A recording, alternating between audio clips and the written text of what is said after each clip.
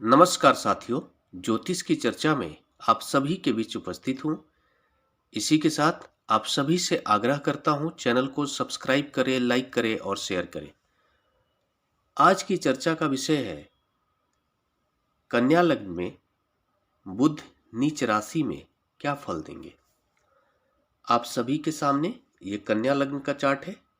इस लग्न चार्ट के अंदर पहले भाव के अंदर 6 नंबर लिखा हुआ है। 6 नंबर राशि कन्या राशि होती है और जिसके स्वामी ग्रह बुध होते हैं। इस लग्न चार्ट के अंदर बुध अपनी नीच राशि मीन राशि में होकर सप्तम भाव में विराजमान है। इसके क्या फल होंगे। बुध दो राशियों के स्वामी ग्रह होते हैं, कन्या राशि और मिथुन राशि के स्वामी ग्रह बुध होते हैं। इस लग्न चार्ट के अंदर 3 नंबर राशि मिथुन राशि बन रही है 10वें भाव के अंदर, 10म भाव में, और लग्न भाव के अंदर 6 नंबर राशि बन रही है। मतलब इस लग्न चार्ट के अंदर बुध लग्नेश है और कर्मेश है। कर्म भाव के स्वामी ग्रह भी बुध है और लग्न भाव के भी स्वामी ग्रह बुध है। इन भावों के स्वामी ग्रह होकर बुध अपनी नीच राशि में मीन राशि में होकर सप्तम भाव में विराजमान है। जब भी कोई ग्रह नीच राशि में होकर जिस भाव में बैठता है, सबसे पहले उस भाव को कमजोर करता है जहां पर वो बैठता है। इसके परिणाम स्वरूप जातक का जो सप्तम भाव है वो कमजोर हो गया। सप्तम भाव जीवन साथी का भाव होता है, सप्तम भाव पार्टनरशिप का भाव होता है, जिसके परिणाम स्वरूप जातक को अपने जीवन साथी से एक जो सहयोग की स्थिति मिलनी चाहिए वो नहीं मिलते हुए दिखेगा अपने जीवन में। पार्टनरशिप में कोई भी कार्य करेगा उसमें तमाम तरीके का अड़चन देखने को मिलेगा।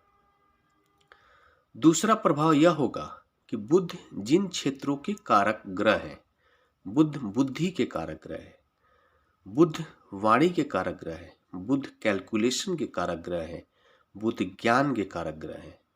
जितना भी कैलकुलेटिव वर्क है वहां पर बुध है। इन सभी क्षेत्रों पर जो जातक की पकड़ होगी वो कमजोर पड़ जाएगी। आकलन करने की जो क्षमता होगी जातक की वो कमजोर पड़ जाएगी। साथ में जातक की जो वाणी में एक प्रभाव होता है, किसी भी जातक के वाणी में प्रभाव होता है, वो प्रभाव भी जातक की वाणी में नहीं देखने को मिलेगा, जिसके परिणाम स्वरूप कोई दूसरा व्यक्ति उसके वाणी से प्रभावित हो सके, बल्कि उसके वाणी के नकारात्मक प्रभाव उसको अपने जीवन में दूसरों के ऊपर देखते हुए मिलेगा। इसके अलावा हम ये देख रहे हैं कि बुध यहाँ पर लग्नेश है। बुध लग्नेश होने का मतलब ये हुआ कि जातक का जो स्वयं की स्थिति है वो बहुत ही कमजोर हो गई। लग्नेश जातक स्वयं होता है। जातक के व्यक्ति के जातक का स्वयं की स्थिति को देखने के लिए, जातक का स्वयं का जो व्यक्तित्व है वो कितना प्रभावशाली है, कितना आकर्षक है, कितना पावरफुल है, इसको देखने के लिए लग्न भाव को देखना होता है और लग्नेश को देखना होता है। लग्नेश अगर नीच राशि में चला जाए तो हम ये मानते हैं कि जातक को अपने जीवन में चाहे बाकी सारे ग्रहों की स्थिति मजबूत होते हुए भी बहुत सारे अड़चने देखने को मिलता है। जीवन में तमाम तरीके का जो सकारात्मक प्रभाव होता है बाकी सारे ग्रहों का, उन सभी प्रभाव से जातक वंचित हो जाता है। लग्नेश का अच्छा होना बहुत जरूरी होता है, जिसके परिणाम स्वरूप में देखेंगे कि जातक का व्यक्तित्व कमजोर हो गया। व्यक्तित्व कमजोर हो गया तो सब कुछ कमजोर हो जाता है। व्यक्तित्व में शरीर भी आता है, उसका रूप, रंग, आकर्षण, सब कुछ आता है उसके अंदर। इन सभी क्षेत्रों में जातक को नकारात्मक प्रभाव देखने को मिलेगा। कर्म भाव के भी स्वामी ग्रह बुध है, जिसके परिणाम स्वरूप जातक अपने जीवन में जो भी कार्य करेगा उसमें बहुत सारे अड़चने आती रहेंगी। एक कार्य करेगा, उसमें असफलता के बाद फिर दूसरा कोशिश करेगा, फिर उसमें असफलता के बाद तीसरा, चौथा, पांचवा करता रहेगा, लेकिन सफलता पाने में बहुत मुश्किलों का सामना करना पड़ेगा।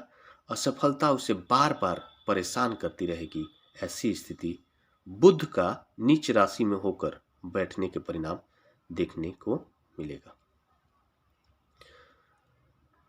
इस लग्न चार्ट के अंदर हम ये देख रहे हैं कि बुध थोड़ा सा इसमें सकारात्मक स्थिति ये बनेगी, थोड़ा सा हम ये मान सकते हैं, थोड़ा सा सकारात्मक स्थिति ये बनेगी कि जातक का जो बुध है वो सप्तम भाव में बैठकर अपनी 7वीं दृष्टि से लग्न भाव को देखेंगे, जिसके परिणाम स्वरूप बुध अपने भाव को मजबूत करने का कोशिश जरूर करेगा। और इसके परिणाम स्वरूप हम ये पाएंगे कि जातक का जो जीवन साथी होगा उसकी बौद्धिक क्षमता से ज्यादा बौद्धिक क्षमता जातक का खुद का होगा।